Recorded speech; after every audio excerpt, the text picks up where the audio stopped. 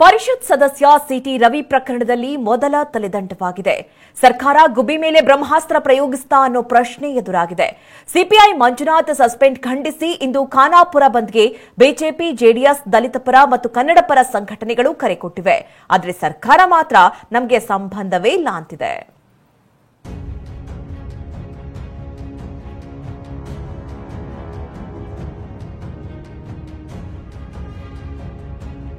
City Ravi ಬಂಧನ case, CPI Manjunath Nayak ಅಮಾನತು.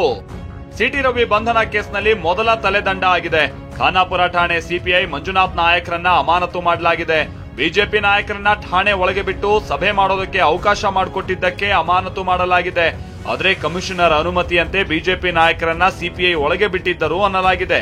ಹಿರಿಯ ಅಧಿಕಾರಿಗಳಿದ್ರೂ ಸಿಪಿಐ ಅಮಾನತು ಮಾಡಿ ಆದೇಶ ಹೊರಡಿಸಿರೋದು ಆಕ್ರೋಶಕ್ಕೆ ಕಾರಣ ಆಗಿದೆ. ಆದ್ರೆ ಅಮಾನತಿಗೂ ಸರ್ಕಾರಕ್ಕೂ ಸಂಬಂಧ ಇಲ್ಲ ಅಂತ ಪರಮೇಶ್ವರ್ ಹೇಳಿದ್ದಾರೆ.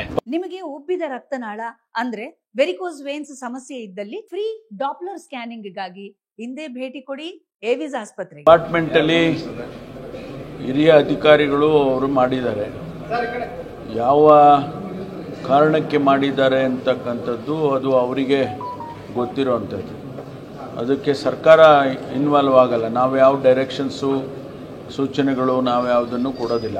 ಅದೆಲ್ಲ ಹೋಮ್ ಮಿನಿಸ್ಟರ್ ಮಾತಾಡ್ತಾರೆ, ನನಗೂ ಅದಕ್ಕೆ ಯಾವುದಕ್ಕೂ ಸಂಬಂಧ ಇಲ್ಲ. ಇನ್ನು ಬಿಜೆಪಿ ಅವರು ಠಾಣೆಯಲ್ಲಿ ಸಭೆ ಮಾಡಬಹುದಾ ಅಂತ ಸಿದ್ದರಾಮಯ್ಯ ಪ್ರಶ್ನಿಸಿದ್ರು. ಇದಕ್ಕೆ ಆರ್ ಅಶೋಕ್ ಪಂಚ್ ಕೊಟ್ಟಿದ್ದಾರೆ.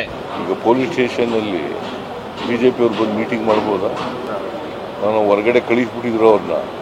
ಮೀಟಿಂಗ್ ಮಾಡಿದ್ರಂತೆ. ಏನು ಇವ್ರ ಅಪ್ಪಂದು ಆಫೀಸು ಮೀಟಿಂಗ್ ಮಾಡೋಕ್ಕೆ, ಕಾಂಗ್ರೆಸ್ ಅವ್ರ ಅಪ್ಪಂದು ಆಫೀಸ್ ಮೀಟಿಂಗ್ ಮಾಡೋಕ್ಕೆ. ನಾವು ಕಾನೂನು ಪ್ರಕಾರ ಹೋಗಿದ್ದೀರಿ, ಕಾನೂನು ಪ್ರಕಾರ ಕಂಪ್ಲೇಂಟ್ ಕೊಡ್ತೀರಿ.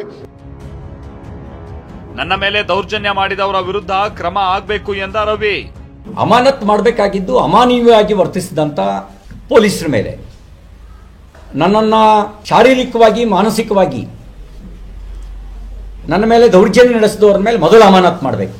ಮಂಜುನಾಥ್ ನಾಯಕ್ ಅನ್ನೋರನ್ನ ಸಸ್ಪೆಂಡ್ ಮಾಡಿದ್ದಾರೆ. ಅಲ್ಲಿ ಕಮಿಷನರ್ ಇದ್ರಲ್ಲ, ಅಲ್ಲಿ SP ಇದ್ರಲ್ಲ, ಅದೇ ಪೊಲೀಸ್ ಸ್ಟೇಷನ್ದಲ್ಲಿ ಇದ್ರಲ್ಲ, ನೀವೇನ್ ಮಾಡ್ತಾ ಇದ್ರ ಹಂಗಿದ್ರೆ?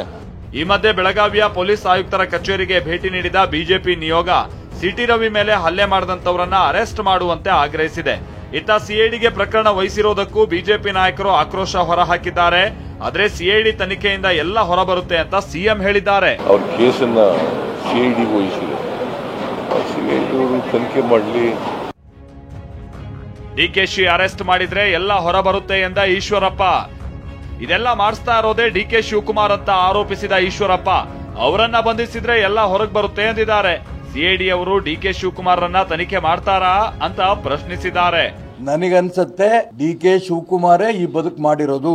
ಅವ್ರನ್ನ ಅರೆಸ್ಟ್ ಮಾಡಿದ್ರೆ ಎಲ್ಲ ವಿಚಾರ ಹೊರಗೆ ಬರುತ್ತೆ. ಅವ್ರು ಎಂಕ್ವೈರಿನಾರು ಮಾಡ್ಲಿ. ಸಿಐಡಿ ಡಿಕೆ ಶಿವಕುಮಾರ್ನ ಎಂಕ್ವೈರಿ ಮಾಡ್ತಾರಾ?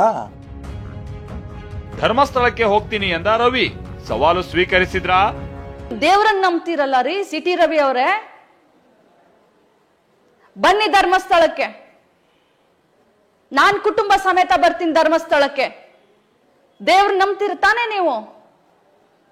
ಯಾರು ಬೇಡ, ನೀವು ನಿಮ್ ಕುಟುಂಬ ಸಮೇತ ಧರ್ಮಸ್ಥಳಕ್ಕೆ ಬಂದು ಪ್ರಮಾಣ ಮಾಡಿ. ನಾನು ಅಂದೆಲ್ಲ ಈ ಮಾತನ್ನ ಸದನದಲ್ಲಿ ಒಬ್ಬ ಮಹಿಳೆಯಾಗಿ ಅಪಮಾನ ಮಾಡಲ್ಲ ಅಂತ ಹೇಳಿ. ನಾನು ನನ್ನ ಕುಟುಂಬ ಸಮೇತ ಬರ್ತೀನಿ. ನಾನು ದೇವರನ್ನ ನಂಬ್ತೀನಿ. ಧರ್ಮಸ್ಥಳಕ್ಕೂ ಹೋಗ್ತೀನಿ, ಎಲ್ಲಮ್ಮನ ಸವದತ್ತಿ ಎಲ್ಲಮ್ಮನ ಹತ್ರಕ್ಕೂ ಹೋಗ್ತೀನಿ.